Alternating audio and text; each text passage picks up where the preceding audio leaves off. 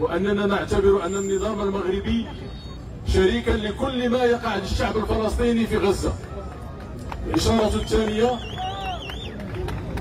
أن النظام المغربي عوض محاكمة الصهاينة الذين يحملون بين قوسين الجنسية المغربية يقوم بمحاكمة مغاربة تضامنوا مع فلسطين، سواء في سلا أو في عزموت أو جديدة أو مجموعة من المدن.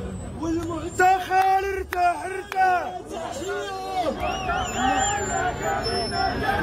والمعتقل لك منا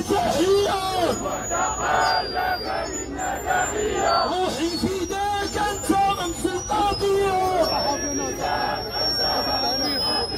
روحي فداك انت رمز القضية. إشارتنا الثالثة هي أننا سنظل في الشوارع إلى أن تتحرر فلسطين كل فلسطين.